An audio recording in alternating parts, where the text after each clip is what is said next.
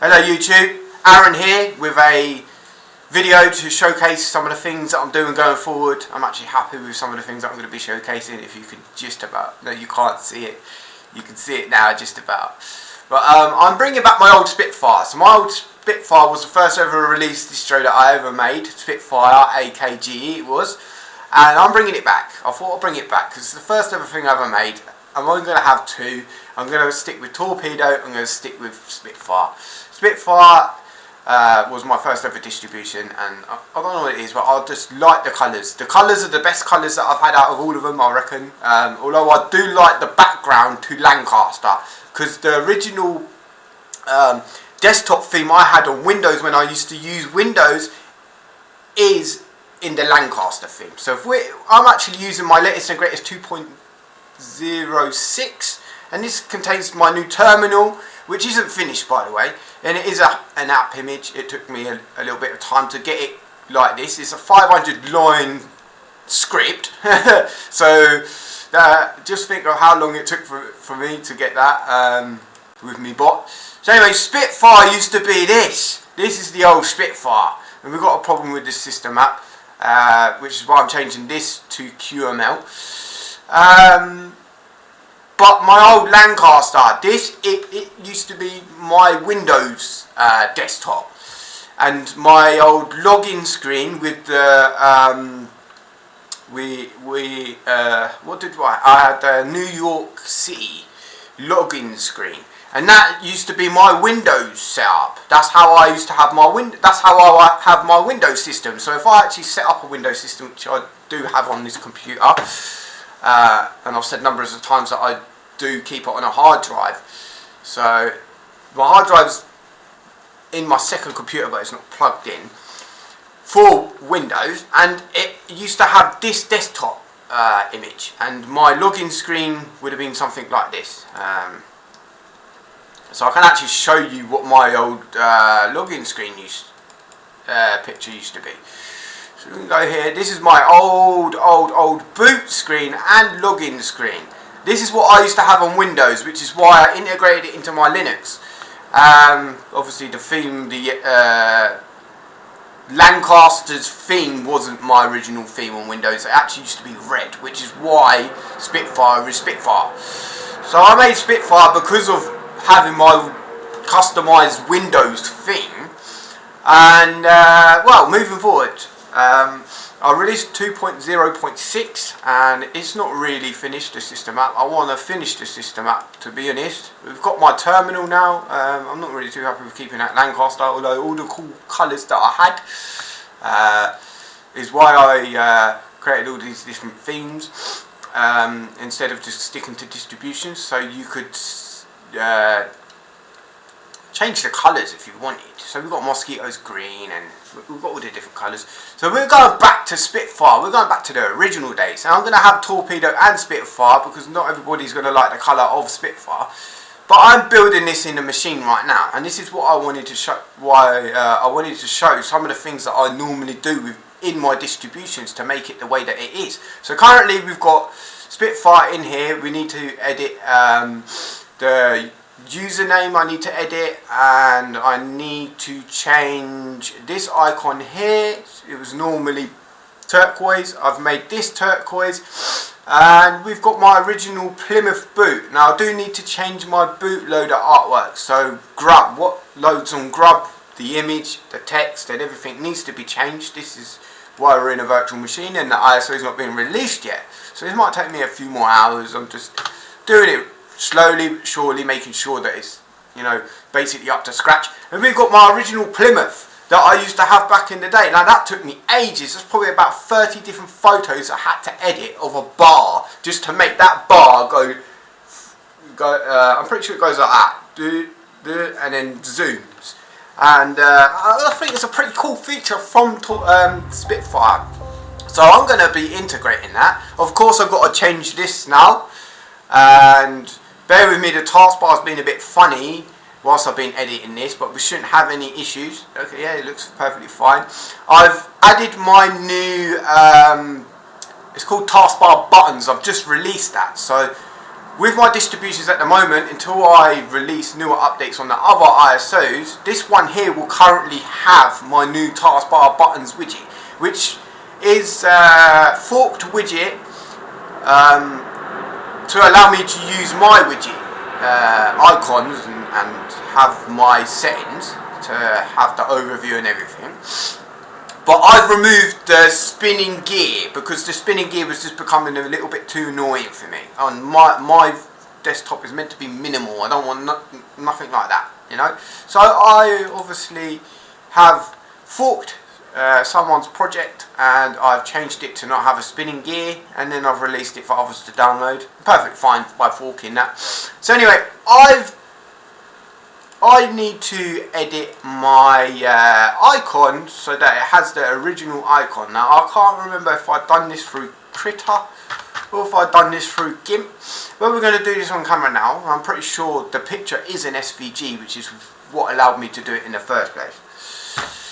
But to get the colour that we've got with Spitfire, which is the turquoise colour, we need to edit the image. So we're going to do this on camera.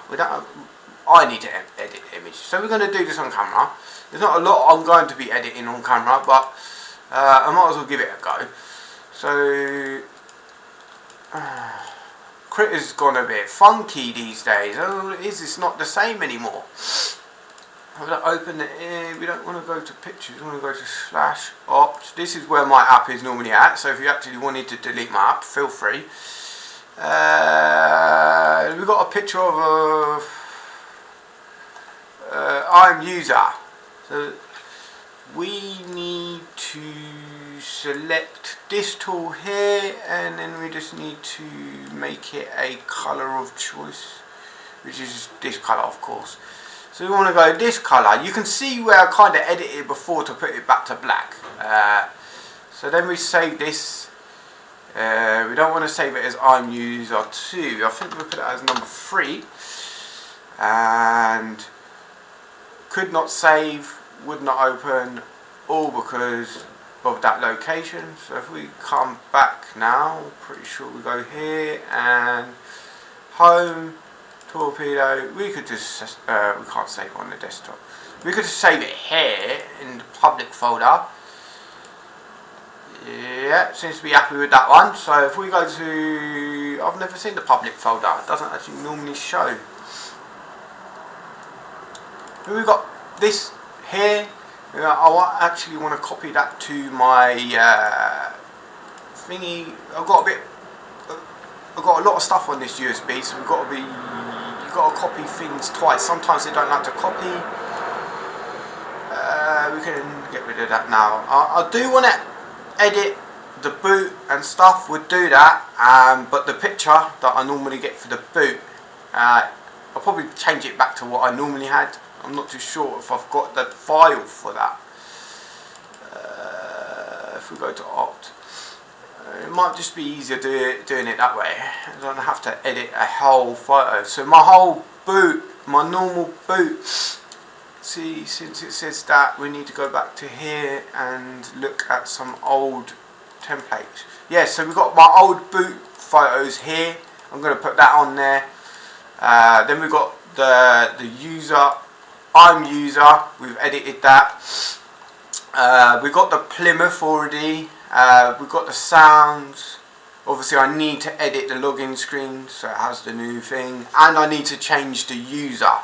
I'm probably not going to be doing the user. I'll probably do the boot logo, I'll do the image and the boot text. We'll test that and then we'll move on to what I'm going to be doing after I've released this. It's going to be a testing ISO, but I'm releasing some other stuff as well. Hopefully by today or tomorrow or the next day. Right, so we've got all the files on the USB stick. Let's load the USB stick. We'll go to Ventoy. Today Junior.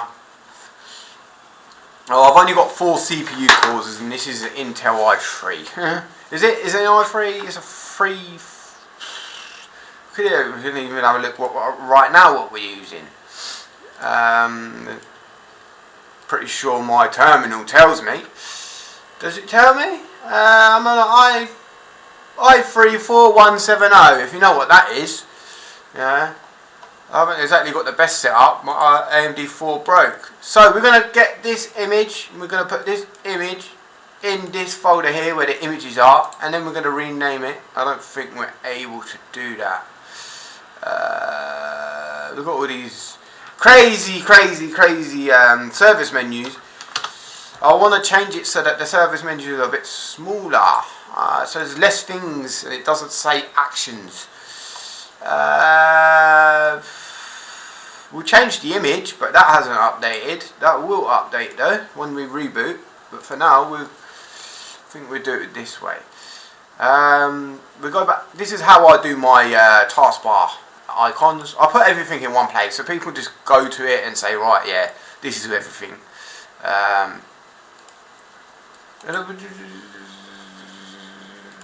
What you do? So okay, yeah, I have to change the image to then get the image. So we can place it to anything.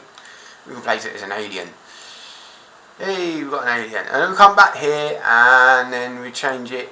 Now these images are actually in the icons folder, so I don't know how that is a different colour. I don't know why that's a different colour. Maybe if we change it to I'm user 4, because this probably has something saved with the name that we've got of the icon. So there'd be like a template icon somewhere that they've saved, and that's probably why it wouldn't update. So then basically the icon that I choose, they're putting that in another folder, and then obviously now I'm trying to change the icon from where I normally put it.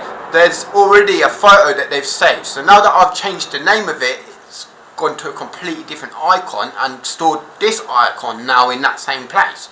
So I don't know if this is in a user share or in a config file, probably something or the other. Anyway, we've got this now. We want to get the boot logo from the old backup of my Mosquitto apps. So we come here, we go to images, and we get the boot, and we copy this. I'm pretty sure we're going to now need to go back onto this.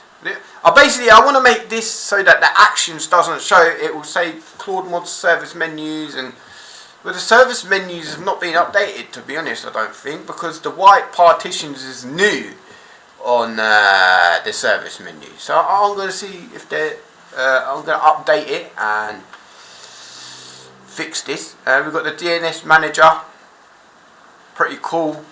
It's going to ask me for my password. You can change to any, and currently we're just on basic. We're not even Google. Well, you can change to any, and the Quad 9 DNS server is the secure version for people that want to feel secure. It's got anti-malware and everything else. It's encrypted. It's something I made just for ease of use for myself, really. I wasn't really expecting to get any attention from it. I mean, I don't mind. It's all there for everyone else as well. I'm not selfish. I'm all for helping people, you know, because who knows, you can make a distribution. You can make something from this, be creative and have fun just as much as I am, you know. And the last thing I want to do is start charging people for a distribution or a theme. Now, I made this theme from scratch. I sat there for hours on end building this theme. But as much as I think it's worth £1 million, yeah, and obviously I couldn't charge that up front because that would be a ridiculous amount. I mean, I absolutely love the theme itself. I couldn't charge anybody for it for my own preference. I couldn't go to sleep knowing that someone's paid for something, that I've sat there. Fair enough, my expertise and my skills are worth money. It's not like I'd love a bit of support. But at the end of the day, I'm not going to charge people for it because I'm going to get, in my eyes, I'll get a load of backlash. How are you charging for this? Why are you charging for this? I don't know what it is, yeah, but I'll be honest. I used to make game mods. My game mods were free. Then I basically charge people on Patreon for my old game mods, my GTA 5 game mods at one point. Because I was struggling, and I just thought, well, I'm going to put a price on it. And then I started getting people message me. I just thought, do you know what, mate? Yeah, he put something so nice. I thought, here, mate, yeah, you can have your money back. Sent his money back. I said, I'm going to make it free. And I've made it free. And then my Claude mods, we get to changing the thing in a minute. My Claude mods, GTA 5 mods, are all over the internet. All over the internet. That's where I started. I got thousands upon thousands upon thousands of downloads. If I really wanted to, could have got much money out of. But I thought, you know what? I sat there, I had fun playing the game. I made these so people can have fun. This is obviously, look. So if we go here, I'm all on the LSPDFR. I'm on the GTA 5 mods website. I'm on the ModDB website. If we go on the LSPDFR, let's see how many downloads we got on this website right here. Now, this has been some time. There's been some time. They're talking how many views? 2,000 downloads just on that one thing. We go on to the other ones now, shall we? We go to all of my products. Where are they? I'm pretty sure that I normally just click here. We're sitting at 45 there. We're sitting at 54 there. 100 there. And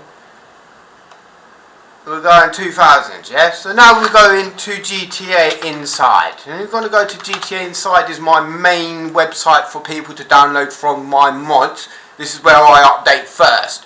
And I get the most downloads from here. We go here quick. This is where what I used to upload to first. If we go type in Claude mods. My first ever name was MacMods100. Now we're looking at 5,000 downloads, 4,000 downloads, 2,000 downloads, 3,000 downloads, and every single one, not one of them's below 2,000 downloads. And you can see why I did at one point want to make my my mods paid mods, which I could, because they're scripts anyway. And I'm not modifying anyone else's mods. None of these were forked. They were all done by me. I sat there for hours. I used to sit there for hours just to drink beer. I smoke weed sometimes. I actually smoke fags. I've done it on camera many of times. I don't drink as much as I used to. But that's what I used to do. Yeah, I haven't done that in a while. I might do it when the new GTA 6 comes out. But I'm getting too old for these games now. How old do you have to be playing them games? I don't want to fall out with people, because you still play the game. I just think, you know, I'll get bored of it now. I'm getting to that age where I'm thinking, right, is it really for me? But that's me, that's my personal preference. I'm not against anyone playing it, because I did for a long time anyway.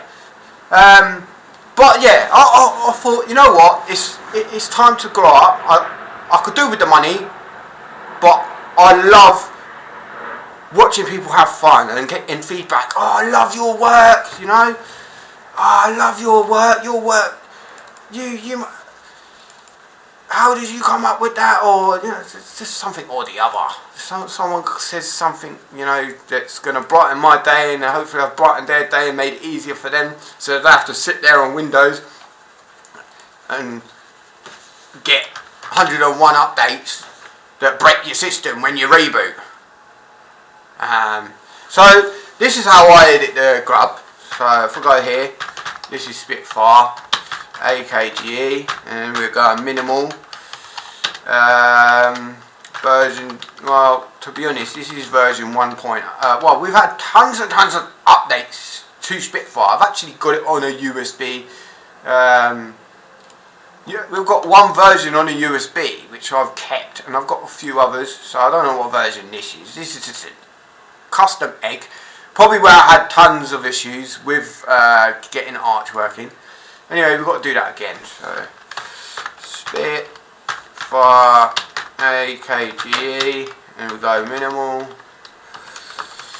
And we're at version, let's say 2.6. We'll keep everything as a generic version at the moment. 2.6, everything basically the same anyway. Same theme, you know, really, same packages. Everything is being built on top of each other, really. I don't normally keep it says Linux, and I just think that's just stupid. Advanced options, yeah, it all looks good to me. And then normally I go here and we can add an image, which has been changed now, so we're going to now change it to this image. And we're back to normal. I mean, Spitfire itself wasn't really purple. It was more of a burgundy colour. So I'll probably just stick with the. We'll go with light. No, we'll go with light on here, and we'll go with red on here. And it highlight as light blue. I think it's quite cool. So that's the bootloader artwork now done. We'll give it a little save, give it a little reboot, and there we've basically showed two different things that can be customized on KDE, and basically pretty much what I do to edit my stuff. So as you can see, there's no spinning icon there. If you wanted to create your own theme, you can come to here and you go to user share, go to icons, and just pick some icons.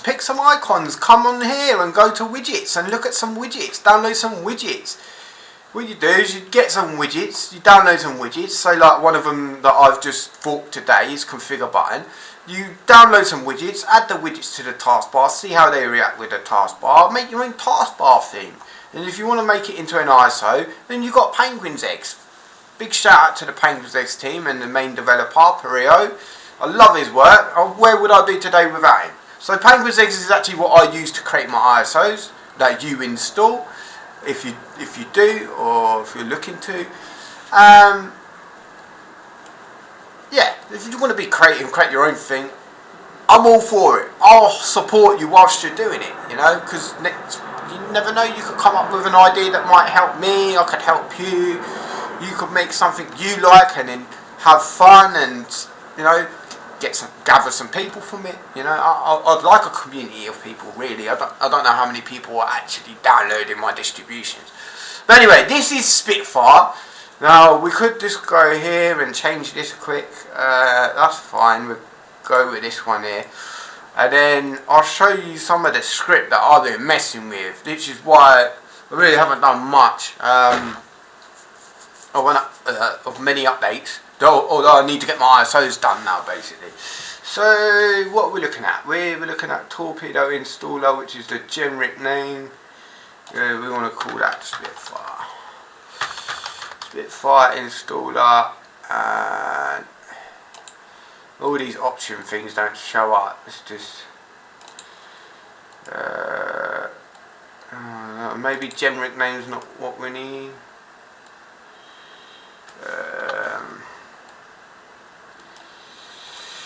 Well, it's good fun. It can be fun, you know, editing and making things like this, but all the time you're going to get a bit annoyed with it, you know. You're not going to want to update your ISOs. I used to update an ISO every 2 days. Every single 2 days there'd be a new ISO, new feature, something I like. Let's add that into it. And that was when I was working on my Arch first, and when I was working on KDE Neon, Debian and Ubuntu, because I don't work by one repo now. I'm not just Arch based. I've just made Alpine. How does an Alpine ISO on the internet? We're having a bit of issues, the Penguin Eggs team, but they've just updated to Alpine, and I thought, why not? Because that is something I did suggest to the team. They're working on getting it fully supported. They've managed to get something supported, so I thought, why not build it and see what I can do? Anyway, I've built it, and it's on the internet as a testing ISO. Not everything is finished, which is why I'm doing it. I'm doing 4 at once. I might as well do what I want to do. Do as much as I can do for what I want to do. Yeah, so anyway, we're talking about Spitfire KDE, which is where I started. My original ISO was 15.3 GB download. I don't know why it was so big. I had so much on there. The problem with Arch is all these app images and everything else. Once you add them all up, you get such a big system. My system is already around about 10 GB as it is. So then I'm installing all these different things now, which is what I'm going to get onto.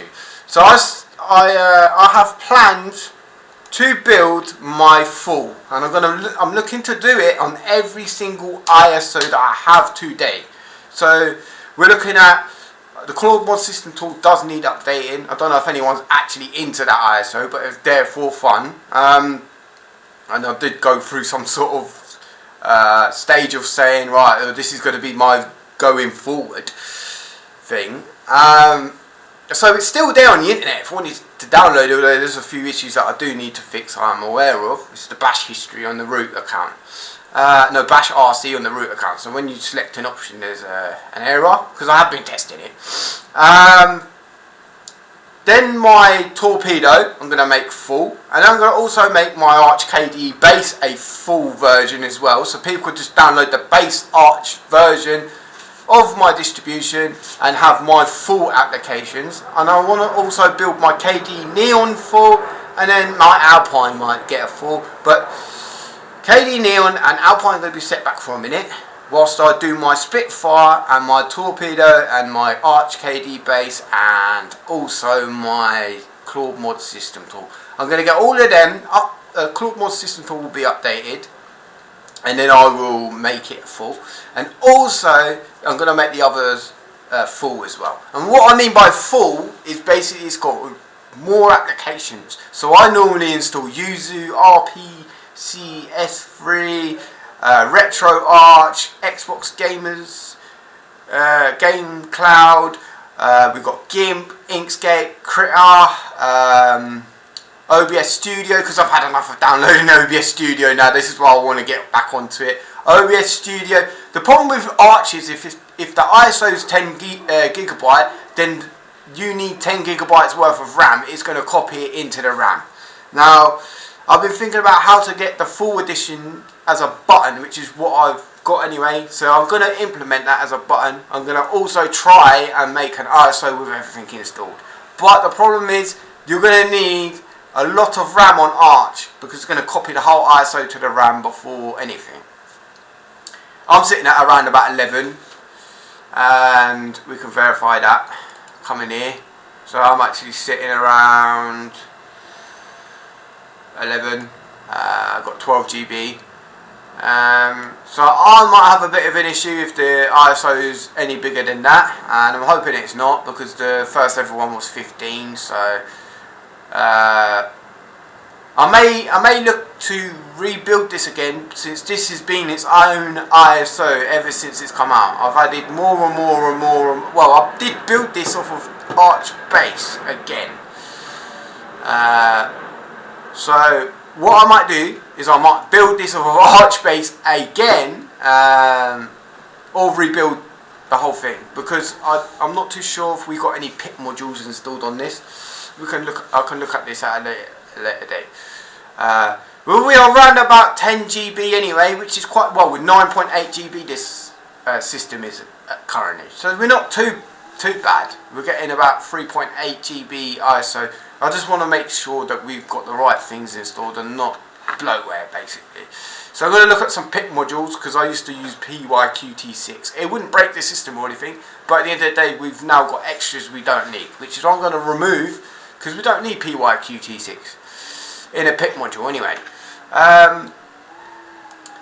But yeah, so basically with my scripts, what have I been doing with my scripts? I've got everything now all cleared. We've got a nice clear desktop from last night, and then I've put my stuff in here. So I'm pretty sure it's got under my stuff. And if we go to bot training, this is what I've been messing with. It took me ages, because the bot will give you a good script, then it'll give you a bad script, and it'll give you a good script and a bad script. So obviously there's no point opening the application. I might as well just show you the script. We're looking at 400 lines long, and this was 600 at one point. And I've had to sit there and edit this. Now this, obviously, it just doesn't make any sense to be doing this. You know, I need to now make a huge long line of bash scripts, or different files of bash scripts for the back ends to all of this, because now it's basically saying, right, you've got this and you've got that, and it's specifying exactly this now. It's not a full terminal. A load of functions do work. We can go to the terminal, and we can update, and we can do. I'll probably just show you this, to be honest. We can update. and there is nothing to update. It's gonna automatically ask if you want to upgrade these packages, but then it's not even showing the packages yet. We know there's nothing to do, and then once you click yes, it basically downloads them. I had to do it this way because of a few problems. So I'm going to have to sit there now after making all these ISOs and work out how to get these functions to work properly. And of course we're not going to be able to connect to no internet, simply because my internet isn't going to be too good currently. And we've got my system apps being updated. We can change different functions. We've got the update has been fixed now, so we can use the updater for what it's worth. And we can exit. We can upgrade the system. It's even better than what it was. We're evolving. So these two buttons normally wouldn't have this here. This wouldn't pop up. You'd be looking at a terminal here, and this is just ugly. You can clear the Pac-Man cache now, no problems. Yes, thank you very much.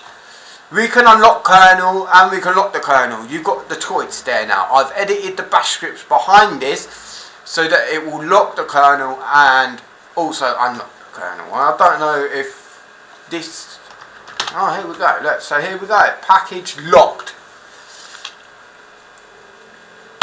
Linux Zen kernel locked. So now we're not going to get any updates to do with the Linux Zen kernel. Let's just make sure that that's been added. We can test this now together. We're having some internet issues. Just see if I can unlock my phone to sort the internet.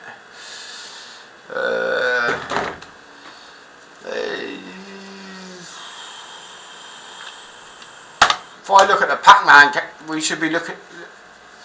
So we go to the script and I'll actually show you what is behind this script. I've got loads of scripts that are all in here to help.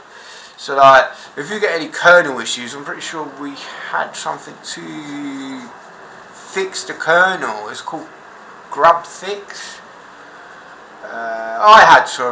To fix the kernel, fix grub. So we got these things here.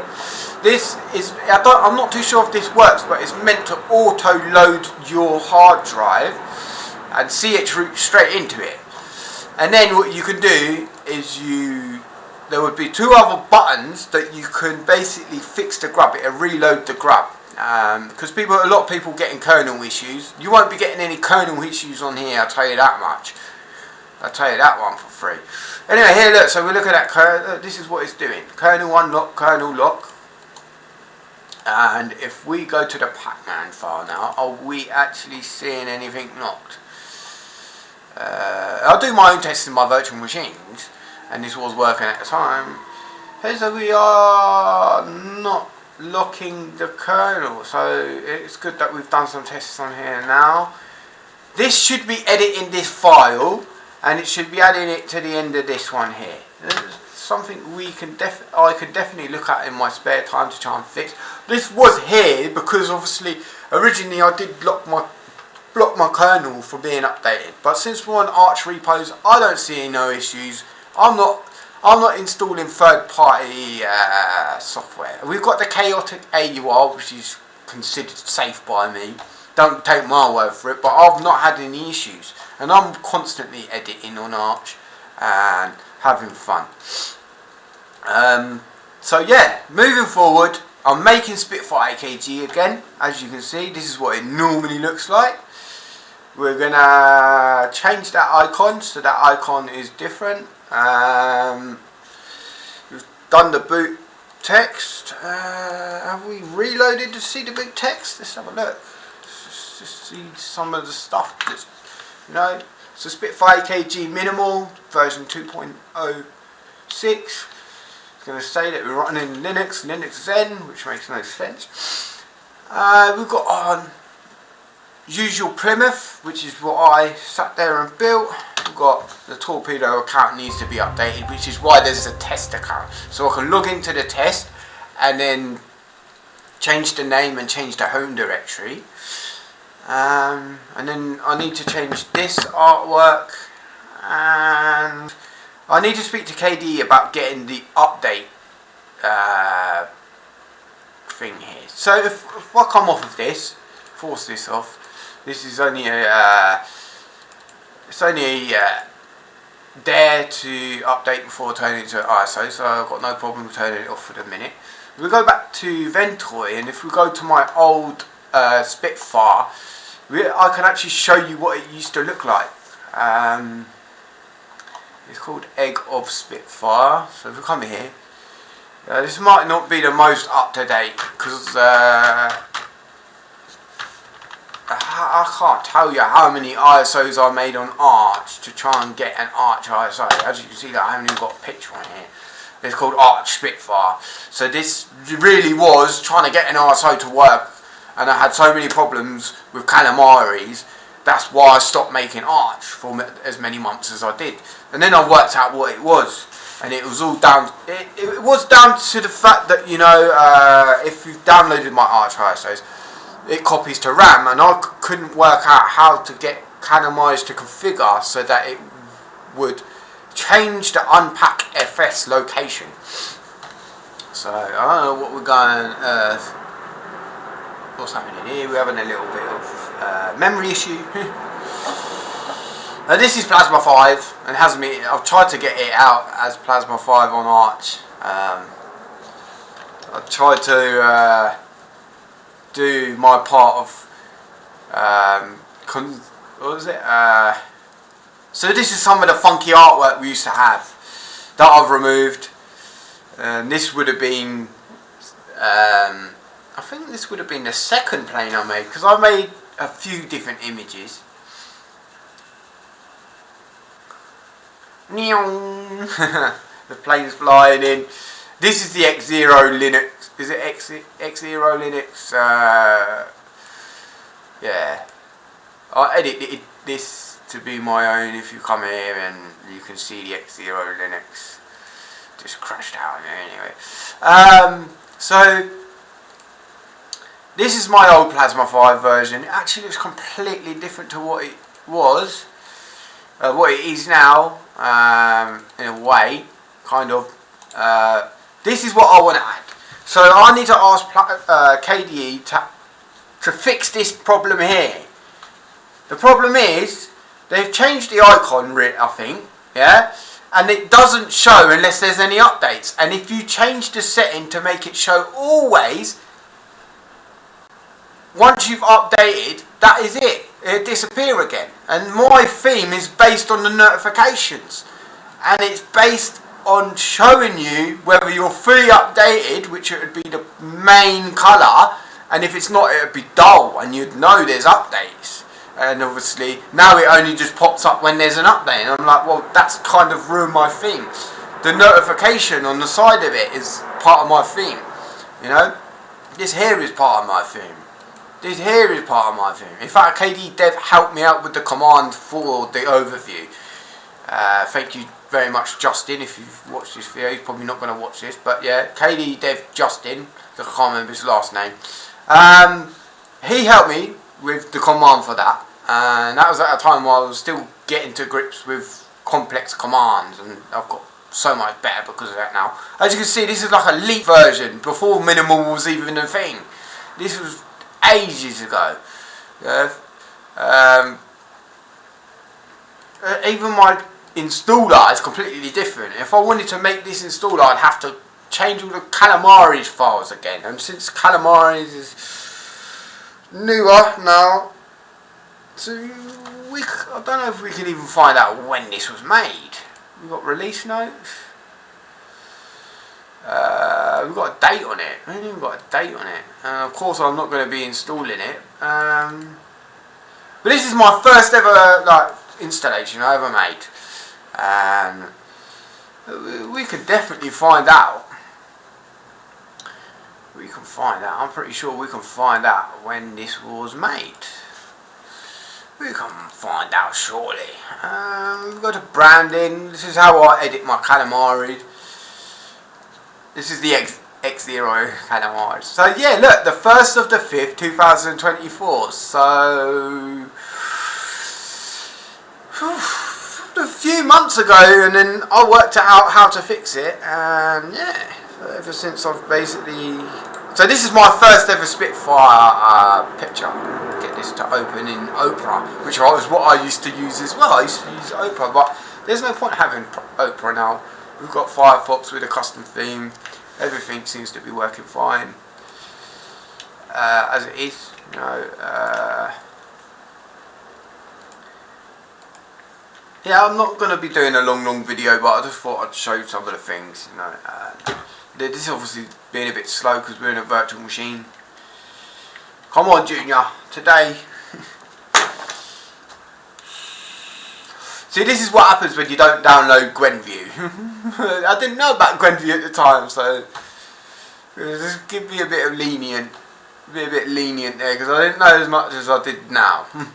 Here we go. So Spitfire AKG Elite comes with fully updated apps, kernel and add-ons. Proton GE and Xbox drivers updates may not come often, but when they do, they're always up to date and ready to keep you going. Elite, Spitfire AKG Elite would have been the full edition. This is because why else would there be Xbox drivers and Proton GE installed? Anyway, I was at a time where I was getting to grips with what I actually wanted to do. We had all this funky artwork, as you see. Yeah, that was it, really. I knew about Stacia, I knew about Gparted. Fedora Media Writer is what I used to use. Opera. Boar has always been a store that I've used. And I just loved the colours at the time. As you can see now, this is a lot different to what we have now. I think it looks a bit more plusher. Some of the new things that we've integrated into this now. So we've got like the, if you look, this is blue. I've changed it to black. What else? Well, we've got the new Plasma 6 version of this, and to be honest, this used to say 3 things instead of 1. So now if I go here and I go here, it's only coming at 1, which I could try and fix. I knew this was going to be like this because of the Plasma dev and the beta. I actually was testing the beta, which is why when I go to reboot, you're going to see that it says Plasma 6.1 beta, because I was actually on the beta, testing the beta with Arch. It was good fun. I loved it. I was testing the beta before anything. Before anyone. I was watching a video last year. I don't know the guy. He's telling you, here we go. So we've got the Plasma 6.1 on the right hand side there, just below the dogs. Because I was testing the beta and I was compiling the dev at the same time, and I wanted to test my thing because I was having a few issues. I thought they were going to scrap X11, which is what I need for some of my stuff to work. So going forward, if they do get rid of X11, then I will have to compile it myself with X11. I don't know, I think it's this here. So the open overview or something or the other runs on X11. I'll still need to work that one out, what it was. I'm pretty sure when I compiled something, compiled the desktop, it said I was missing something for what I had. But yeah, so we've got this now, and I'm going to be building this, finishing it to a state where I can put on the internet as a testing ISO and come back to it at a later date when I'm basically ready, because I'm going to be making the full editions basically. That's the main aim. We're going to look at Alpine now. We're going to look at the new Alpine. So Alpine is preferably built, not fully. There is some applications we can't get, and it's a shame really. But yeah, thought why not just showcase this. Now I have installed it, so there is a way to install it once you, well, to boot it, because we're having boot issues. You've got to make a file, and then we've got to change directory into that file. So we've got make dir/mount. Then you've got a mount/dev/sr0 space/mount. Then we've got exit. Then you've got a /mount/live/sidecar.shush and push enter, and then type exit, and that's how you get the ISO to boot the first time before installing anything, because it doesn't like to boot. The developer for Penguins Eggs, which is the software I make my ISOs with, has had a few issues. But my Alpine's not finished yet. It's a testing ISO. It's nowhere near finished. It's not got half of the stuff that my other ISOs would have. It hasn't even got Grub installer, which I tried to make into an app image, and it didn't work.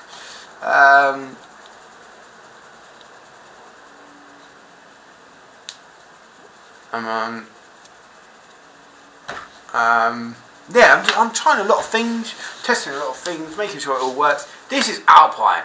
I'm sitting here with a regular Alpine. I'll put fast fetch on here now. We've got problems with the menu. I think the menu works on this version of Plasma. Plasma 6.0.5, the most buggiest version of Plasma, and this menu works on it. So as you can see, we've got the spinning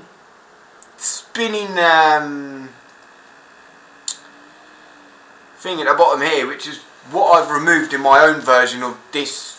I've forked this guy's stuff and removed the spinning icons.